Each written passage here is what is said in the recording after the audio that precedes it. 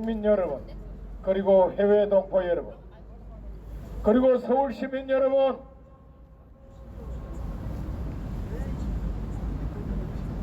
박근혜 대통령 탄핵 정국을 맞이해서 저분이 탄핵되면 촛불이 집권하고, 촛불이 집권하면 경제부터 망하고 대한민국 망할 수 있다고 경고하면서 분원이 탱크를 들고 일어나서 탄핵을 막으려고 했던 애국 국민들이 모여서 만든 정당이 우리 조진 대표와 저와 함께 나라를 구하겠다고 만든 당이 대한애국당이었습니다. 이후 우리 대한애국당은 우리 공화당으로 갔다가 지금 자유공화당으로 이름을 바꿔서 이렇게 서 있습니다. 매주 토요일 172차례에 걸쳐 서울역에서 문재인 정권의 본질을 경고하고 우리 대한민국 국민이 나아갈 길을 제시하면서 피를 토하면서 국민 여러분께 호소를 했는데, 이 문재인 조사파 정권은 중국 폐렴이 들어오니까 얼씨구 잘 됐다고 서울역 광장, 이 강화문 광장, 청계광장 일원에서 태극기 애국 국민들이 문재인 타도를 외치는 집회를 하지 못하게 금지시켰습니다. 이 박원순 서울시장이란 자는 요즘 서울시내 버스 타면은 버스 안내방송에서 어떻게 하면 중국 폐렴을 예방할 수 있는지 예방수칙을 안내방송해야 함에도 예방수칙 안내방송 하나 하지 않고 안내방송 뭐한줄 압니까? 서울역 광장, 강화문 광장, 청계광장에서 집회할 수 없다는 광고를 하고 앉아있어요.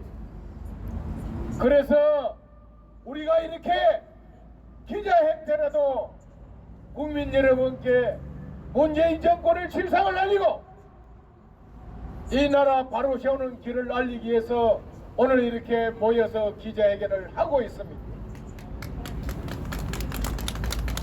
지금 우리가 해야 할 일은 어떻게 하면 4.15 총선을 앞두고 보수 우파 정치 세력이 하나로 단결돼서 선거에서 승리하고 문재인 조사파 일당이 노리고 있는 연방제 개헌을 막느냐, 그 이후에 문재인을 탄핵시켜서 빨리 끌어내느냐, 이것이 지금 당면 과제입니다. 그래서 우리 자유공화당 조은진 대표는 한교안 대표에게 수차례 제의를 했습니다. 조건 없이 만나자, 만나서 얘기하자 하고 제의를 했습니다. 그런데 한교안이 한마디 말도 없이 대응 없습니다. 처음에는 묵묵 침묵하고 있다가 박근혜 대통령께서 거대 여당을 중심으로 통합을 했어. 거대 여당 중심으로 하나로 뭉쳐서 이 나라 구해달라고 메시지를 냈어요. 그때 한교안 대표 뭐런 줄 압니까? 올라면 각자 오라, 통합 없다. 우리는 그때 그리 생각했어요. 아, 한교안 대표가 김우성이 세력에 눌려서 헛개비 당대표인 줄 알았어요. 그러면서도 참고 있네 하면서 한교안 대표에게 만나서 통합 문제 아니면 연대라도 논의하자고 수차례 제의를 했습니다. 금주에도 제의를 했어요, 우리 조은진 대표가. 그런데도 아무 반응이 없더니 한교안 씨 힘없는 대표가 아니더라고요. 미래한국당 공천한 결과를 보더니 자기 패거리를 다 잘라서 그런지 노발대발 하더니 한성교 당대표도 교체시키고 공병호 공관위원장도 교체하면서 전부 자기 특보 출신 자기 세력으로 갈아치우더라고요. 국민 여러분, 한교안이 힘없는 겁니까? 저자는 비겁한 자입니다. 박근혜 대통령 탄핵 당시에 대통령 권한대행으로 앉아서 그 당시 헌재 소장만 임명시켰어도 탄핵을 막을 수 있었어요. 그런데 끝끝내 임명시키지 않았습니다. 그러면서 권한대행 기념식이나 만들어서 달리는 짓거리를 하고 앉아 있었어요. 뿐만 아닙니다. 8대 0으로 파면 선고가 났을 때 우리 국민들은 그게 뭐 말인지 몰랐어요. 그러나 법을 한 사람들은 다 알고 있었던 겁니다. 그것은 불법이고 이혼이었던 겁니다. 한교안 권한대행은 당시 그 사실을 알았을 거예요. 그런데 성명서 뭐라고 냈습니까? 헌재 결정을 존중해야 된다. 그리고 3년 동안 우리 조은진 대표와 애국 국민들이 태극기를 들고 탄핵의 부당성과 문제의 타도를 외치면서 김정은에 맞서서 싸우면서 목숨건 투쟁을 할 때 이자 뭐 했습니까? 마누라 자랑, 자식 자랑하면서 색소폰 자랑하면서 돌아다녔어요. 그러다가 설거머니 자유한국당 대표를 깨차더니 당명도 미래통합당으로 바꿨어요. 미래통합당이 무슨 정체성이 있는 정당입니까? 그리고 미래통합당 자기가 당대표로 있는 공천 과거에 주사파 활동 문재인을 빨았던 친구들까지 공천을 주고 있지 않습니까? 그러면서 미래통합당에 대한 미래자유당에 대한 공천은 잘못됐다고 칼을 빼서 휘두르고 있습니다. 이은주 의원이 혼자서 당을 만들어서 통합을 제의할 때는 냉큼 받아들이더라고요. 받아들여서 이은주 부산에 공천 줬어요. 돌리는 말은 이은주 공천 주고 지역구 2개 배려하고 비례 2개 배려하는 조건을 했다고 들리더니 이은주보다 50배나 더 큰 정당인 자유공화당, 그전에 우리 공화당이 그렇게 만만했습니까?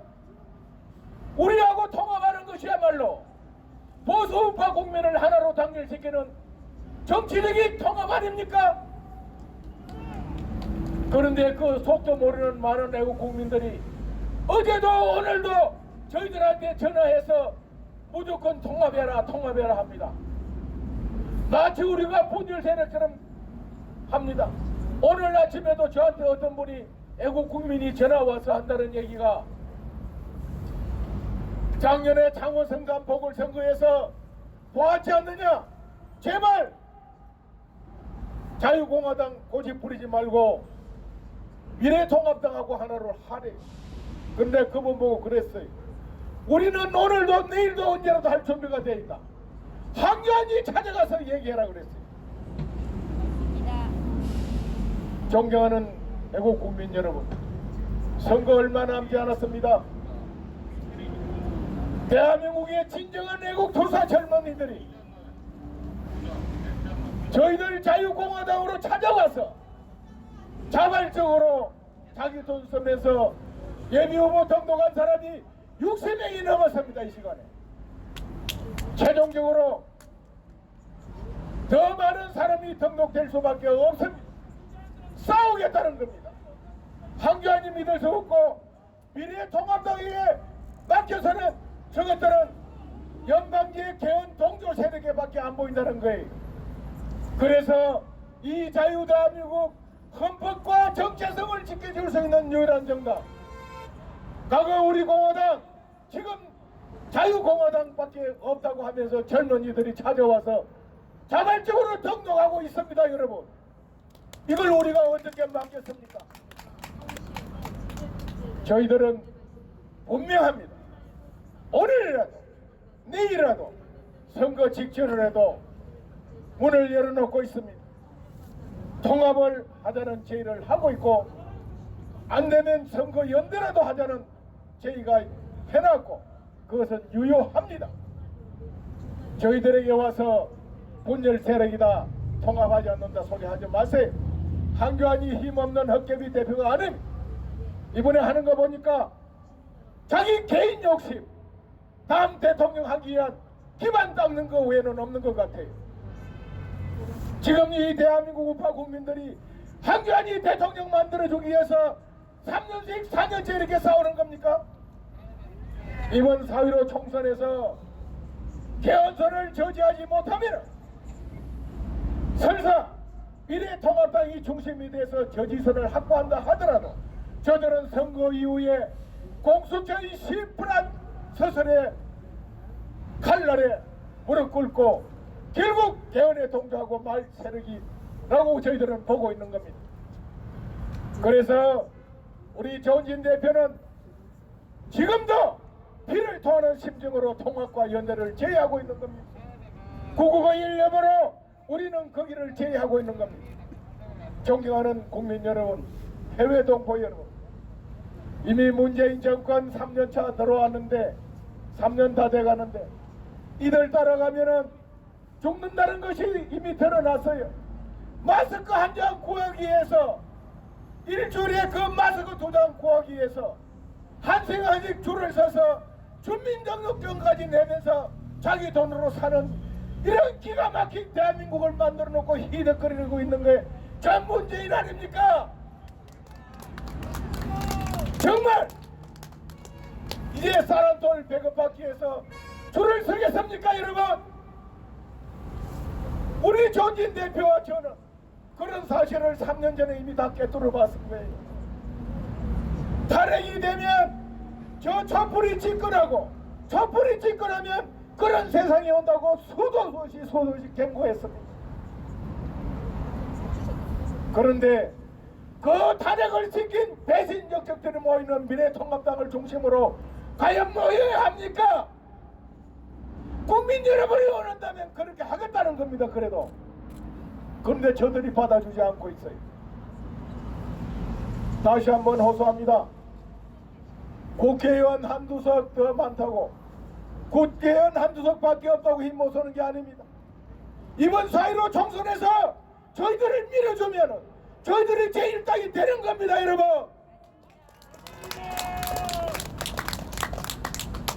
다시 한번 미래통합당 황교안 대표에게 엄중하게 또 정중하게 제의합니다. 우리 조은진 대표를 만나서 대화를 나누세요. 저희들 결코 무리한 요구하지 않습니다. 합리적인 선에서 조정 가능한 선에서 해결할 자세도 각오되어 있습니다. 그렇게 해서 진정 애국 국민들이 관심을 들어주는 그 길로 갈 것을 촉구합니다.